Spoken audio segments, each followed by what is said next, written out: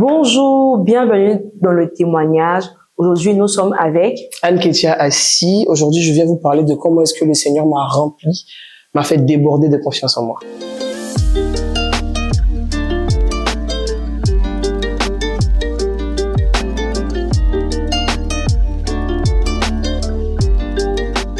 N'oubliez pas de vous abonner et d'activer la cloche de notification. Que le Seigneur vous bénisse. Bonjour Anne-Ketia, comment tu vas? Ça va. Voilà. Grâce à Dieu. Vraiment, nous sommes honorés de t'accueillir dans le témoignage. Je suis honoré d'être là aussi. C'est une grâce, c'est un privilège pour moi. Amen. Femme de Dieu. Donc, je te laisse la parole. Alors, comme je le disais tantôt, je suis Anne-Ketia Assi. Je suis aujourd'hui là pour vous parler de comment est-ce que le Seigneur m'a rempli de confiance en moi. Ça n'a pas été facile, mais le travail de Dieu a été effectif et efficient. Amen, amen, amen. Ok. Explique-nous un peu comment tu étais avant, avant que le Seigneur nous vienne, tout ça. D'accord. Déjà, il faut savoir que je suis quelqu'un de base, je suis très jovial. J'ai beaucoup de joie à donner à tout le monde. J'ai toujours été beaucoup, hyperactive. J'ai toujours été hyperactive. Quand mes parents me disaient tout le temps que quand j'étais plus petite, quand j'étais seule sans mon petit frère, c'était comme s'il y avait 10 autres gamins dans la maison, carrément. Et il faut dire que je n'ai pas forcément, quand on parle de confiance en soi, ou bien quand on parle du fait qu'on n'a pas la confiance en soi, les gens croient automatiquement que tu es quelqu'un de réservé. Ou ça n'arrive qu'aux personnes qui sont super timides, qui ne savent pas sortir de leur coquille. Mais il y a des personnes qui sont très, très extraverties, beaucoup avenants et tout, mais qui n'ont pas forcément la confiance en soi. C'est parce qu'ils n'ont pas la confiance en soi qu'ils sont très, très avenants, des fois. La plupart du temps, vous verrez que les personnes qui sont toujours l'être social des fêtes, etc., sont des personnes qui manquent énormément de confiance en elles. Et donc, le fait d'être, je sais pas comment dire ça en français, en anglais, on dit le fait d'être là, ou le fait d'être là, le fait d'être en train de crier ici, en train de sauter là-bas, en fait, ça cache, on va dire, ce petit côté-là de leur personnalité. D'accord. Et comment tu vivais ça au quotidien avec les amis? En fait, comment ça se manifestait, en fait? Faut savoir que j'étais le genre de personne qui aimait plaire aux autres. C'est-à-dire que moi, j'étais le genre de personne qui cherchait toujours à avoir l'approbation des autres. C'est-à-dire, à chaque action que je pose, il faut que les gens autour de moi soient heureux, soient contents de ce que je fais. Ce qui faisait que je ne vivais en fait pour les gens. C'est-à-dire que quand je vais poser une action, je me demande automatiquement, est-ce que l'action que je vais poser là, est-ce que ça va plaire à tant, est-ce que ça va plaire à tant? Quelquefois, c'est pas vraiment mal dans le fait tu te dis que c'est pas mal parce que tu te dis que mais je fais plaisir aux gens, je veux pas que les gens se sentent mal à l'aise dans ma présence, etc. Mais malheureusement, au fur et à mesure, tu laisses les gens maintenant te marcher dessus. Ou du moins de façon implicite, tu laisses l'opinion des gens te conduire et te guider dans ce que tu fais. Donc tu n'es plus forcément maître de tes émotions, de tes mouvements, de tout ce que tu fais. Tu vis pour les gens. Exactement. Donc tu vis exactement pour les gens. Donc on peut dire que tu as le libre arbitre, mais en vrai ton libre arbitre est conditionné par qu'est-ce que les gens vont penser. Ce qui fait que il y a des fois même les gens ne pensent rien, mais tellement tu es dans cette optique, dans cette chaîne-là, tu te crées des scénarios dans la tête. Donc, tu te dis automatiquement, quand par exemple, tu vas avoir des gens en train de rigoler, tu vas dire, ils sont en train de rire de moi. Qu'est-ce que j'ai porté aujourd'hui? Qu'est-ce que j'ai fait? Qu'est-ce que je suis en train de faire? Et puis, les gens sont en train de rire et tout. Donc, ça conditionne ta vie. En vrai, tu n'es même pas libre de faire exactement ce que tu veux parce que à l'arrière de ta tête, tu es en mode, qu'est-ce que les gens pensent? Est-ce qu'ils sont en train de penser comme ça? Mais c'était vraiment fatigant. C'était vraiment épuisant. Comment tu vivais ça, genre le moral avec tout ça? Il n'y a que dernièrement que ma maman a su ça. Mais je vivais ça avec beaucoup de pleurs.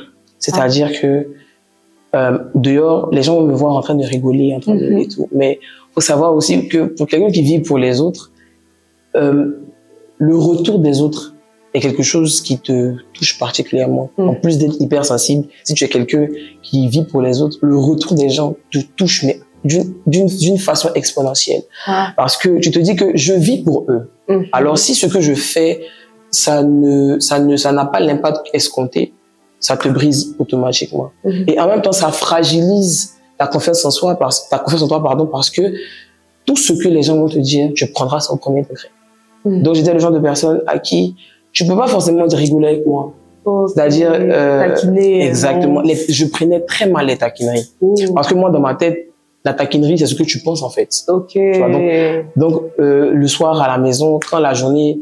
Et puis, il faut dire aussi que quand c'est comme ça, ton cerveau te fait rappeler tout ce que tu as fait de mal toute la journée. Donc, quand tu rentres à la maison, pendant que tes amis seront en train de rigoler avec leurs parents et tout, en train de chercher à faire autre chose, pardon, toi, tu seras dans ta chambre en train de te ressasser tout ce qui est passé de travers toute la journée.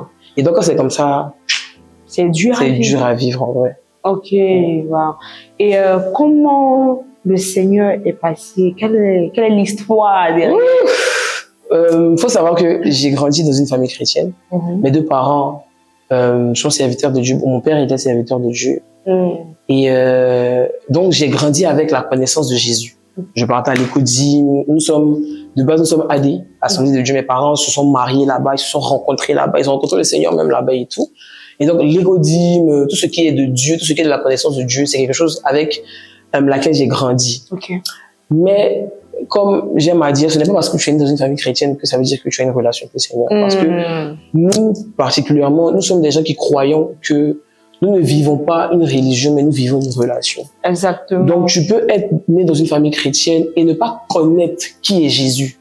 Tu connais le Dieu de tes parents, tu connais le Dieu de ta grand-mère, tu connais le Dieu avec lequel on t'a éduqué, mais tu n'as pas de relation vraiment intime à lui. Je connais le président, je sais qui est le président de la Côte d'Ivoire, mais je n'ai pas de relation intime à lui. C'est ce que je vivais en fait. Et en 2017, bon, avant ça, faut dire que je rentre dans une organisation de jeunes et je rentre dans cette organisation-là, je vois des jeunes comme moi être utilisés par Dieu. J'ai eu une explosion dans mon cerveau, tu vois, dans les films là, il y a la petite lumière éteinte, ping, genre un réma en fait. Ça veut dire que Jésus, il avait dit, mais attends, ils ont à peu près mon âge. Oui. Tu vois les gars en train de prêcher Jésus, en train de manifester. Moi, c'est plutôt la manifestation, de manifester la puissance. Tu vois des gens qui sont en train de faire des délivrances, en train de dire, mais qu'est-ce que je fais de ma vie, en fait? Exactement. Il faut savoir comment j'ai accepté le Seigneur 5 fois. J'ai fait 5 appels aux âmes, bien comptés, là. Et mais malgré ça, on va dire que j'étais pas vraiment, je vivais pas la vie, et puis Jésus, enfin, les pasteurs, tu vas aller faire quelle vie, déjà, pour commencer. Je vivais pas les bars et tout. Mais je me sentais pas connecté à Dieu. On va dire ça comme ça. Et donc, en 2017, je dis au Seigneur, cette année-là, je me baptise. Quand je me baptise, je ne retourne plus. Amen. Et le 16 décembre 2017, je me baptise. Amen. Et depuis ce jour-là, je suis plus, genre, j'ai plus fait d'appel aux âmes parce que si j'avais fait appel aux âmes, encore, ça allait être un peu compliqué. Mais depuis ce jour-là, dès que je donne ma vie au Seigneur, bizarrement, la première prière que je fais, c'est Seigneur, je veux être entouré d'amis qui me boostent. Amen. Amen. Seigneur, je veux être entouré d'amis qui me boostent. Et vous savez, quand tu as une relation avec le Seigneur, il passe par tout et n'importe quoi pour te parler. Amen. En ce temps-là, je regardais beaucoup de vidéos de jeunes humoristes américains, de Vine. Et je suis tombé sur la vidéo d'un jeune humoriste. Il est noir, il est mince. Et tout le monde se moque du fait qu'il est très élancé. Il est vraiment maigrichon, quoi. Et les gens lui demandent, mais comment est-ce que tu fais pour avoir autant de confiance en toi? Et il dit comme ça, je me regarde dans le miroir et je dis, tu es beau. Il s'affirme, en fait, devant son miroir. Et en fait, je me suis dit, mais quelqu'un qui ne connaît pas le Seigneur, qui a eu cette révélation-là, et qui a mis cette révélation en marche dans sa vie, qu'est-ce que moi je fais, en fait? Tu vois? Et donc, en plus de ça, moi je prie, je dis au Seigneur, je veux avoir des amis qui me bougent, je veux plus être celle que je suis. Je montre une image dehors et je ne suis pas cette image là dedans. Donc, je veux que tu me changes. Amen. Et ça a pris 4 années. Wow. Mais 4 années, quand tu fais cette prière-là, tu t'attends automatiquement à ce que ta personne, non, Dieu, c'est un Dieu d'épreuve. Amen. Dieu, c'est un professeur. Dieu, c'est notre professeur. Et on est à l'école de Jésus, en fait. Quand tu te convertis, tu es à l'école de Jésus. Et donc, il te fait passer des tests. Et le Seigneur me fait entrer dans plusieurs familles, on va dire comme ça. Donc, je rentre à Epikaizo et le Seigneur m'entoure de personnes incroyables. Amen. Il m'entoure de petites sœurs. C'est là que je prends conscience de qui je suis, en fait. Amen. Parce que quand le Seigneur tu donnes ta vie au Seigneur, le Seigneur te donne ce qu'on appelle, on va dire, l'appel. Il te dit ce que tu dois faire. Et je comprends que ce que Dieu a prévu pour moi ne nécessite pas que je sois en train de pleurnicher. Donc, j'ai automatiquement besoin, en fait, de prendre des responsabilités pour savoir que arrête de pleurnicher. Et le Seigneur me met dans une phase où j'ai des petites sœurs qui me prennent comme modèle. Exactement. Et je ne peux pas donner ce que je n'ai pas. Exactement. Donc, automatiquement, vu que tu dois t'occuper de personnes, le Seigneur maintenant commence à mettre les choses en place. Amen. Le Seigneur commence à mettre les choses en place. Et le Seigneur me fait découvrir qui je suis en lui. Amen. Le Seigneur me fait découvrir mon identité. Je ne suis pas narcissique dans le sens où je reconnais mes défauts et mes qualités.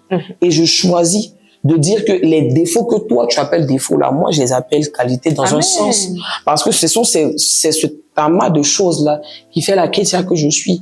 Si par exemple je n'avais pas comme défaut le fait d'être, je dirais, assez direct dans mes propos, je ne serais pas la chrétienne que tu connais. C'est-à-dire que quand on te demande, mais tu connais chrétienne, mais comment elle est? Tu dis, ah, la vie elle est directe, hein, tu vois. Donc, mon défaut est une caractéristique qui fait qui je suis. Amen. Il faut travailler sur ces défauts. Je ne dis pas de rester dans cette... Travaillez sur vos défauts. Voilà, s'il vous plaît. Voilà. Sachez quels sont vos défauts. Travaillez là-dessus. Parce que vous ne prenez pas mes paroles pour dire que... Non, hein. OK. Donc, je comprends en fait qui je suis. Et je comprends que tout ce que le Seigneur a mis en moi fait qui je suis. Et donc, quand tu prends conscience de ça, avec l'aide du Seigneur, évidemment, parce que tu peux rien faire sans son aide, quand je prends conscience de ça, je commence à réaliser en fait que je suis une créature merveilleuse. Amen. Je suis incroyable en fait. Exactement. Je sais pas, enfin vraiment. Faut connaître son identité en Christ. Tu es incroyable. Hein. On le répète encore. Tu es extraordinaire. Faut pas laisser le diable jouer avec ton identité, ok? Donc je comprends que voilà, je suis quelqu'un d'exceptionnel. Amen. Et maintenant, là où c'est drôle, parce que moi j'aime beaucoup dire que si Dieu te met pas dans les problèmes, c'est pas drôle. Là où c'est drôle, donc je disais que j'avais des petites sœurs sous moi qui me prenaient comme modèle. Et elles toutes, elles ont les problèmes, elles ont le même souci que moi, la confiance en soi. Ah non, j'arrive pas. Ah non, je me vois pas. Ah non, mais. Et puis j'ai fait.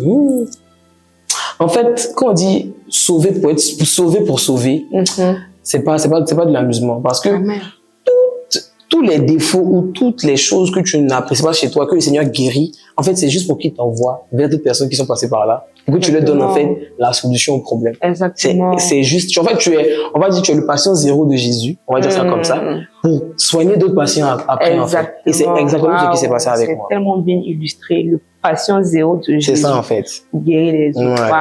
Waouh. C'est exactement ce qui s'est passé. Et jusqu'aujourd'hui, on va dire que tu as des petits moments de mou, hein, tu as des petits moments où, genre, tu te dis, ici, là, c'est bizarre. Hein. C'est-à-dire que ton ancien toi revient un peu, mais faut que tu sois ferme. Faut que tu te dises que c'est vrai, il n'y a pas de problème. Mais je suis tel que je suis et c'est comme ça que Dieu m'a créé, c'est comme ça que Dieu voulait que je sois. Amen. Il y a des fois, ça revient vite fait en mode, les gens sont dans les rires, ils sont dans les rires de moi encore. Et puis le Seigneur te tape dans la tête. Arrête tes conneries là, c'est quoi ça? Tu viens de, tu vois pas, je sais pas quand tu es passé là, tu fais quoi comme ça? Exactement. Et puis quand il te tape là-dessus, tu reviens rapidement. Tu reviens rapidement et puis tu n'as plus le temps. On va dire que c'est l'oisiveté qui fait que beaucoup de problèmes arrivent à la jeunesse chrétienne. Ou du moins, c'est l'oisiveté qui fait que nous sommes exposés à beaucoup de choses sur les réseaux sociaux, etc. Moi, j'ai remarqué que ce qu'on te sert sur les réseaux sociaux commence à devenir ta nature. Exactement. Moi, très vrai. Moi, j'étais beaucoup sur TikTok, par exemple, j'étais beaucoup dans tout ce qui est mental. Et j'ai commencé à remarquer que tous les symptômes que les gens, à force de regarder, tu te dis, mais je suis comme ça, donc ça veut dire que je suis comme ce qu'on dit dans la vidéo. Et tu te crées on va dire des diagnostics inutiles. Et tu commences maintenant, le diable maintenant rentre dans ça, et puis ta vie est mélangée. Et ce que je veux savoir, c'est que après que le Seigneur t'ait montré la vidéo de l'humoriste américain sur comment il avait la confiance en soi et tout ça, comment toi tu as adapté ça à ta vie chrétienne? Voilà, parce que quand tu parles, je sais que pour toi ça a été comme une révélation, un rhéma, voilà. Donc comment ça s'adapte à ta vie chrétienne? Comment ça t'aide à sortir en fait? Comme il a dit dans sa vidéo, je me mets devant mon miroir et je me force à comprendre et à entendre les mots qui sortent de ma bouche. Amen. Quand je me mets devant le miroir, je dis, quand je me regarde dans le miroir, je suis beau, je suis belle, tu vois. Donc quand je me mets devant le miroir, je me dis, je suis une belle créature. Amen. Et même quand je vois mes défauts, et les petits boutons qui sortent, ça fait partie par toutes les femmes là, les petits trucs et tout, puis je me dis, Malgré ce bouton-là, je suis belle. Amen. Malgré mon acné, je suis belle. Amen. Malgré mon gros nez, je suis belle. Amen. Parce que c'est tout ça là qui fait qui je suis. Et en même temps, faut dire qu'il y a un verset qui me marque, qui m'a marqué, qui continue de m'accompagner. Je pense que c'est 2 Corinthiens, si je me trompe pas. Le verset qui dit, je paraphrase, qui dit que nous sommes transformés à la même image. De gloire en gloire. La Bible dit que nous regardons comme dans un miroir. Amen. Amen. Comme dans un miroir. Amen. Et donc, comme dans un miroir, je regarde et je vois Jésus. Amen. Amen. Jésus, là. Voilà quoi. On dit qu'il n'avait rien pour plaire. Mais il était parfait. Amen. Je n'ai rien pour plaire, certes, pour quelqu'un. Mais je suis qui je suis. Wow. Ce n'est pas la beauté ou bien ce n'est pas ce que la société disait qui faisait Jésus. C'est ce que Jésus disait qu'il était, qui faisait ce qu'il était en fait. Amen. Et c'est exactement ce que moi je veux dire à la jeunesse féminine, aux jeunes filles et filles. Ce que la société dit, c'est la société qui dit. C'est pas ce que Jésus dit. Amen. Parce que ce n'est pas la société qui t'a accouché, ce n'est pas la société qui t'a conçu, c'est Dieu qui t'a conçu. Et la seule personne capable de savoir qui tu es et capable de savoir ce que tu es, c'est celui qui t'a créé.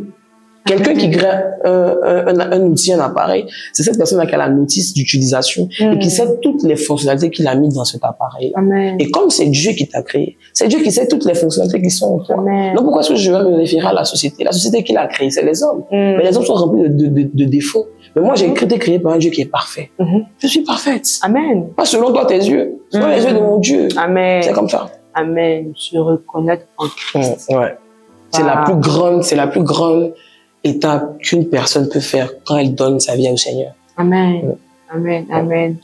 Vraiment, c'est très édifiant ce que Ketia est en train de nous expliquer, de ne pas s'aimer à rencontrer le Seigneur, avoir un remas et maintenant connaître son identité en Christ. C'est un parcours vraiment. Et j'ai foi que quelqu'un qui est en train de regarder, quelqu'un qui est en train de regarder cette vidéo, commence à se connecter à cette grâce-là qu'elle a eue de connaître son identité en Christ. En tant que chrétien, c'est très important de connaître qui on est en Christ, surtout dans cette société-là. Yes. Le monde nous envoie tellement d'informations en même temps. Donc, si tu connais pas qui tu es en Jésus, c'est dommage. Donc, vraiment, connectez-vous à la grâce que Ketia a eue. Vraiment, merci Ketia pour ton témoignage. Beaucoup. Ça nous a fait du bien. J'espère que ça vous a fait du bien aussi. Que le Seigneur vous bénisse.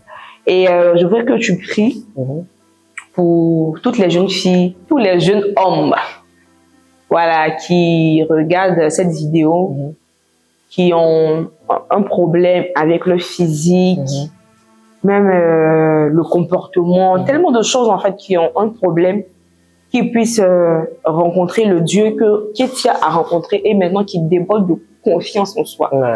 Avant de prier, ce que j'aimerais dire en fait, c'est que, comme je disais tantôt, quand tu ne sais pas qui tu es en Jésus, parce que c'est Jésus qui est la fondation, qui est le fondement de ta foi chrétienne, quand tu ne sais pas qui tu es en Jésus, tu peux être facilement ballotté par toutes sortes de nouveautés sur les réseaux sociaux. Aujourd'hui, par exemple, si la nouveauté c'est aux femmes en forme, tu verras que tout le monde voudra être en forme. Si la mode est aux femmes filiformes, tu vas voir que tout le monde se met au sport pour perdre du ventre, être mince, etc. Donc, la société ne va jamais cesser de changer parce que l'homme lui-même est changeant. L'homme est un éternel insatisfait. Donc, à chaque jour que Dieu fait, il va trouver toujours des idées pour changer. Mais la seule personne qui ne change pas, c'est Jésus. Amen. La seule personne qui reste le même, qui était, qui est, qui sera, c'est Jésus. Amen. Et tu ne peux pas, en fait, déborder d'une confiance en soi, j'aimerais dire saine, sans Jésus. Amen. Parce que les gens même qui disent qu'ils sont débordés de confiance en soi dans le monde, ne le sont pas réellement. Parce qu'ils débordent de confiance en soi, c'est la confiance en soi que la société leur a accordée. Aujourd'hui, s'ils perdent des followers, la confiance en soi, elle va dégringoler. Mais ce qui fait qu'aujourd'hui, moi, followers ou pas, des gens qui m'apprécient ou pas, moi, je suis qui je suis, c'est Jésus. Amen. Donc, à toi qui m'écoutes, prends ta relation avec le Seigneur au sérieux. Et puis, demande ça à Dieu. La plupart du temps, on a peur on se dit que quand on doit prier, c'est des sujets en mode, oh Seigneur, je veux l'élévation. Papa Yahweh, je veux avoir du travail. Non. Le Seigneur, c'est notre papa. Le papa le plus responsable. Et ton papa est censé s'occuper de tous tes petits besoins. Amen. Si tu as un problème avec ta confiance en soi, prie. Demande au Seigneur, papa, je veux avoir la confiance je veux avoir confiance en moi.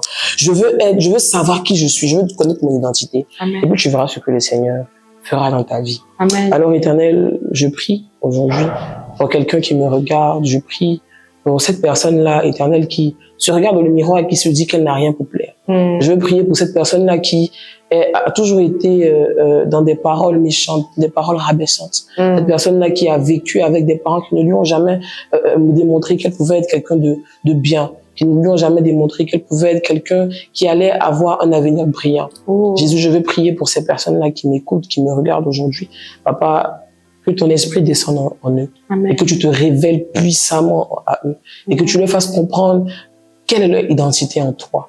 Que tu leur fasses comprendre que peu importe ce que la société pourra dire, peu importe même ce que les parents pourront dire, c'est toi qui as le dernier mot sur leur vie. Éternel, je prie pour une jeune fille, je prie pour un jeune homme qui ne sait pas qui il est. Je prie, Éternel, que tu leur révèles exactement ce que tu as prévu pour eux. Merci parce que Jésus, je sais que tu feras d'énormes choses avec ces personnes qui nous regardent aujourd'hui. C'est dans le nom de Jésus que j'ai prié. Amen. Amen. Merci Anne Ketia, vraiment. Le témoignage nous a fait du bien. Merci d'avoir regardé, que le Seigneur te bénisse. Je sais que tu as tiré quelque chose de ce témoignage. On se rencontre dans le prochain épisode du témoignage. Que le Seigneur vous bénisse.